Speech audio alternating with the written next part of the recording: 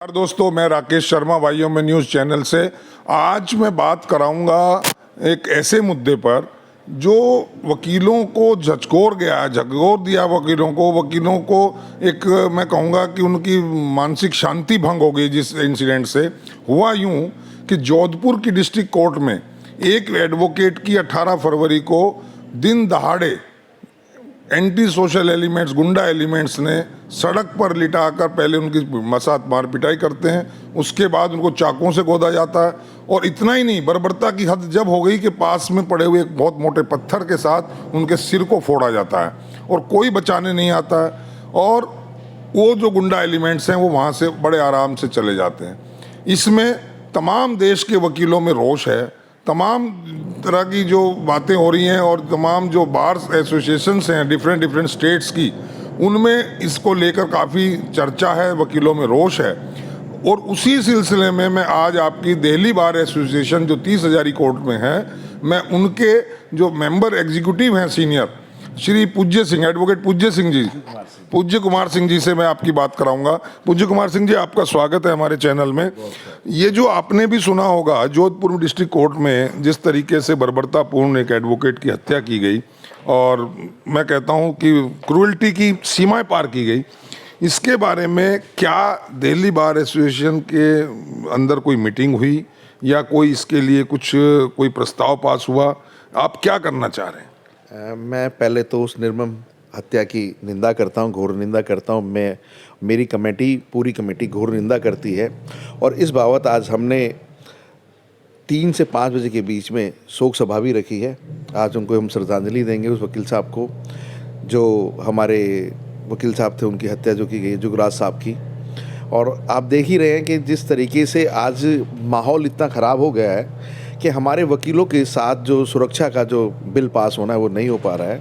और उस सुरक्षा के बिल ना पास होने के कारण आज ये स्थिति है कि एक गुंडा दिन दहाड़े उनकी हत्या करता है। और लोगों का इतना बड़ा, जो लोग उन्हें बचाने नहीं आते, मैं उनकी भी बहुत निंदा करना चाहूँगा कि जो लोग एक आदमी को बचाने के लिए, एक जीव जान को बचाने के लिए नहीं आए, चाहे वो वकील था या कोई भी था। हमें अपनी ड्यूटी पूरी करनी चाहिए, एक जनता को भी ड्यूटी पूरी करनी चाहिए। वहाँ मानवता शर्मसार हुई। मैं समझता हूँ कि अगर उसके हाथ में, मैंने भी वो वीडियो देखी, उसके हाथ में एक चाकू था केवल, और उस चाकू के चलते अगर उसको 2-4 लोग पकड़ लिए होते तो शायद ये बर्बर हत्या होने से बच जाती। मैं बिल्कुल आपकी बात का समर्थन करता हूँ। मैं आपको ये बताना चाहता हूँ कि यदि चाकू होते हुए भी, भैया चाकू होते हुए भी आदमी को बचाया जा सकता था। चाकू कोई ऐसी चीज़ नहीं थी जिससे लोगों के वो अगर दूर से भी लोग उसको पत्थर मारना शुरू कर देते तो शायद वो नहीं, हमारे वकील साहब हमारे बीच में होते। लेकिन लोगों ने ये सोच लिया है कि कोई मुझे नहीं मार रहा है, इसको मार रहा है। लेकिन आपका शहीद भगत सिंह जो है, मेरे घर में ना पैदा हो, दूसरे के घर में हो, ऐसा नहीं है। और जो गुंडा एलिमेंट है उसके लिए ये वकील नहीं, और हर आदमी के घर में, हर किसी व्यक्ति के साथ ये घटना घट सकती है। तो लोगों को इस पर संज्ञान लेना चाहिए और लोगों को बचाने की कोशिश करनी चाहिए थी। मतलब मैं ये नहीं कहता, हो सकता है वो उनके ऊपर भी टूटता, लेकिन अगर पब्लिक ज़्यादा होगी तो अगर 10 आदमी भी होते, जितनी भीड़ उस रोड पे, चलते हुए रोड पे जो निर्मम हत्या की गई है, उस पर अगर लोग बचाना चाहते थे, वो हमारे साथी आज बच सकते थे। पूज्य कुमार जी, ये तो चलो हुआ, एक दर्दनाक हादसा हुआ, बहुत दुखद है और सभी को दुख है इसका। और लेकिन अब चलता है कानूनी प्रक्रिया की तरफ काम। क्या एक ऐसा दबाव नहीं बनाया जा सकता जुडिशरी के ऊपर कि इस केस में जब सरेआम वीडियो है, सब कुछ दिखाई दे रहा है, कि इसकी immediately without losting a single day इसका जो है चार्जशीट फाइल हो, एक्यूज के खिलाफ जो है कोर्ट में जो है बढ़िया मजबूत चार्जशीट जाए और उसकी डे टू डे सुनवाई हो के एक एग्जाम्पलरी तौर पे ये हो कि अगर किसी वकील के साथ, स्पेशली जो वकील जो कानून के रक्षक मैं कहूँगा हैं, कानून के मदद से लोगों को न्याय दिलवाते हैं, उनको जो न्याय अगर जल्दी मिलता है तो एक एग्जाम्पल बनेगा। क्या इसके लिए दिल्ली बार एसोसिएशन की तरफ से आप कोई मेमोरेंडम चीफ जस्टिस को या सुप्रीम कोर्ट में या जो कॉम्पिटेंट और जो जुडिशरी के वहाँ के लोग हैं, वहाँ की अथॉरिटी हैं, उनको आप देने की कोई प्लान है? देखिए, मैं इस बारे में हमारी जो बार में मीटिंग हुई थी, डीबीए में, उसमें इस पे विचार किया गया है, इसी को लेकर नहीं। और मैं इस पर्टिकुलर केस के लिए कहना चाहूँगा, यदि हमारी कोर्टों में आपने देखा होगा कि कई बार 7 दिन के अंदर रेप के मुलजिम को सज़ा दे दी। Yes. जिस तरीके से रेप के मुलजिम को सज़ा दी जाती है, तो ये जो निर्मम हत्या हुई है, मैं ये कहना चाहूँगा कि मतलब आप ये देखिए, हमारा जो प्रोफेशन है ना, वो प्रोफेशन है लोगों को बचाना। हम अपने आप को ही नहीं प्रोटेक्ट कर पाएंगे तो क्या होगा। मेरा मानना ये है कि इसके अंदर उसको वकील भी मिलना चाहिए। मैं ये नहीं कहता कि वकील नहीं मिलना चाहिए, लेकिन उसने क्लियर कट है, लेकिन उसको सजाए मौत मिलनी चाहिए। उसके पूरे जिन लोगों ने ये हत्या की है ना, निर्मम हत्या, आज हमारे बीच में हम उसका पूरा परिवार देखे रोड पे है, और राजस्थान जो वकील हैं रोड पे हैं, लेकिन सरकार सुन नहीं रही है। सरकार को सुनना चाहिए।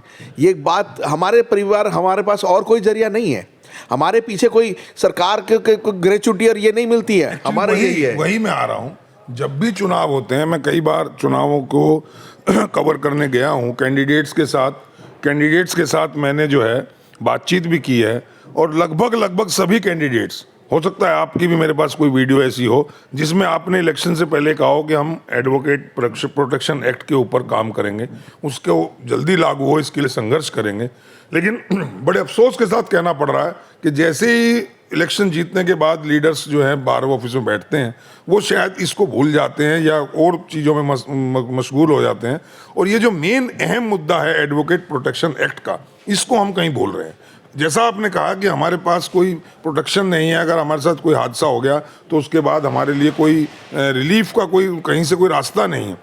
तो ये चीज़ मैं ये कहना चाहता हूँ कि इस कोर्ट, दिल्ली बार एसोसिएशन 30 जारी कोर्ट, जिसे मदर बार एंड एशिया की सबसे बड़ी बार कहा जाता है, इसकी तरफ पूरा देश देखता है। पूरे देश की जितनी बार्स हैं, चाहे वो हाई कोर्ट बार्स हों, चाहे वो डिस्ट्रिक्ट कोर्ट बार्स हों, चाहे वो और छोटी बार्स हों, उन सबको एक लगता है कि दिल्ली बार एसोसिएशन कोई ऐसा स्टेप ले जिससे एक मिसाल बने।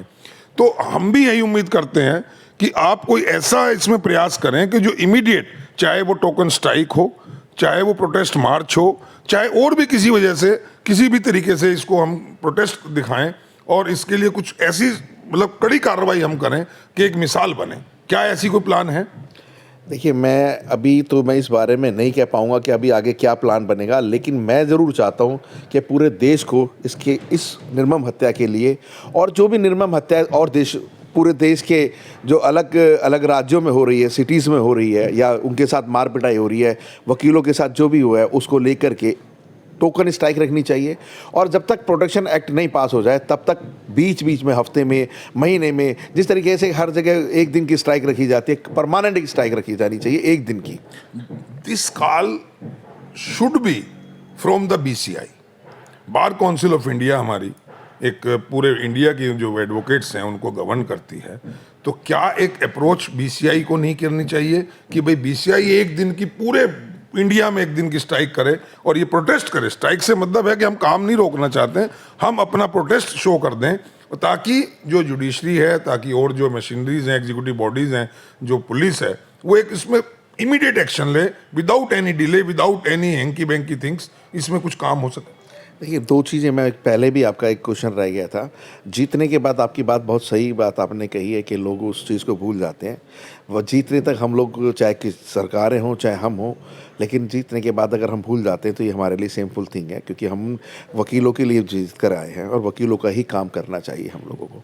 मैं आपसे एक वादा ज़रूर करता हूँ, आज ही मेरा प्रण है इस बात का, और मैं आपका साथ ज़रूर चाहूँगा इस चीज़ को, मुद्दे को उठाने के लिए। अगर कोई बार नहीं करेगी तो हम अपना एक संगठन बनाएंगे, और इस संगठन को लेकर के BCI को भी रिप्रेजेंटेशन देंगे, सुप्रीम कोर्ट को भी रिप्रेजेंटेशन देंगे, PM को भी रिप्रेजेंटेशन देंगे, सारे, और हो क्या नाम है, राष्ट्रपति जी को भी रिप्रेजेंटेशन देंगे कि वकीलों की सुनो आप।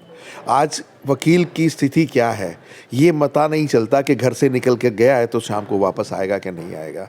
तो जो स्थिति है, आप अगर किसी जज के द्वारा, एक बात मैं आपको बहुत क्लियर कहना चाहता हूँ, यदि कोई जज ऐसे मुकदमे की सुनवाई करता है जिस मुकदमे में टेररिस्ट का मुकदमा है या किसी डेंजरस आदमी का कोई मुकदमा है, तो उसको प्रोटेक्शन दी जाती है। हमारे वकीलों को ऐसे किसी केस में प्रोटेक्शन नहीं दी जाती है। Exactly, this is the main point which I want to raise. मैं कहना चाहता हूँ इस बात से, आपके माध्यम से कहना चाहता हूँ, इस बात को उठाया जाएगा।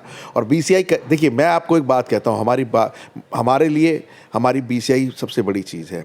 हर स्टेट की उनकी BCI बार जो भी दिल्ली बार काउंसिल हो गई, राजस्थान बार काउंसिल हो गई, वो स्टेट है। यदि अगर वो इस चीज़ को नहीं उठाएगा तो मैं आपको आज वादा करता हूँ कि आपको आज के बाद इस बात में एक ना एक दिन रोज़ प्रोग्रेस मिलेगी। हम इस बात को उठाएंगे, हम अपने लोगों को यूनाइट करेंगे और इस बात को उठाने के लिए आगे बढ़ते जाएंगे, हर तरीके से बढ़ेंगे। दरअसल पूज्य जी एक बड़ी विडंबना है और ये मैं कहूँगा बड़ा दुर्भाग्यपूर्ण है कि तमाम पब्लिक पूरे देश की वकीलों की तरफ देखती है जब वो किसी लिटिगेशन में फंस जाते हैं। उन्हें लगता है ये वकील साहब को हमने एंगेज कर लिया, now we will get the justice. और जब वो देखते हैं कि वकील को ही जस्टिस नहीं मिल रहा है तो एक बड़ी शर्मनाक सी स्थिति पैदा होती है क्लाइंट्स के सामने। फेस टू फेस उनको मतलब फेस करने में मैं समझता हूँ हर आदमी को थोड़ा दाएं बाएं देखना पड़ता है।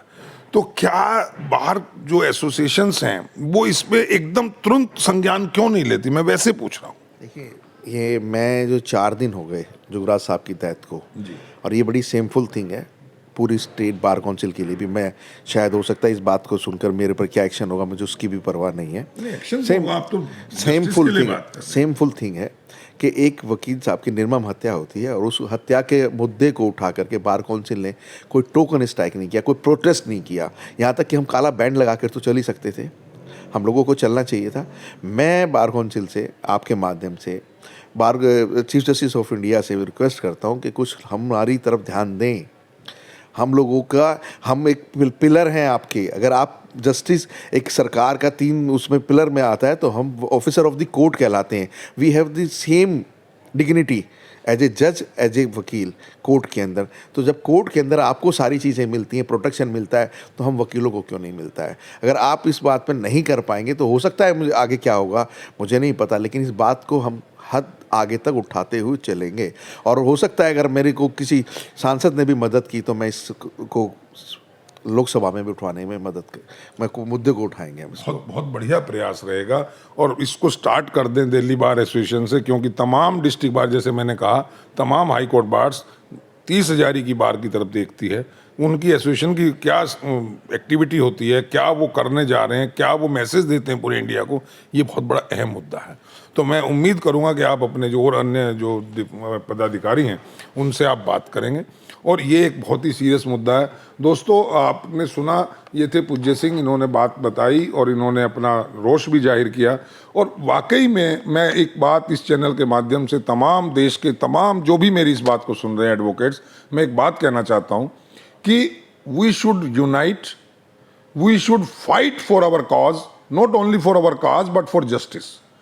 बिकॉज अगर हमें ही जस्टिस नहीं मिला तो मैं समझता हूं हम किसी दम पर ये नहीं कह सकते लिटिगेंट को, किसी भी लिटिगेंट को, कि उसको जस्टिस हम दिलाएंगे। वो हमें जवाब दे सकता है कि आपको ही नहीं मिलता, आप हमें क्या दिलाएंगे। तो ये एक बहुत बड़ा अहम मुद्दा है। दोस्तों मेरी आवाज़ जहां तक भी जा रही है, एक अपील के साथ मैं अपनी बात ख़त्म कर रहा हूं कि इसके लिए एक हो जाओ। आज जुगराज जी के साथ हुआ, कल राकेश शर्मा के साथ हो सकता है, परसों आपके साथ हो सकता है, परसों अगले दिन किसी और के साथ हो सकता है। ऐसी घटना की पुनरावृत्ति ना हो, ये रिपीटेशन ना हो, इस तरह की हरेसमेंट, इस तरह की बर्बर हत्याएं ना हो, इसके लिए हमें एक होना पड़ेगा। आज के लिए इतना ही दोस्तों, फिर मिलूंगा। जय हिंद, जय भारत। आपका बहुत बहुत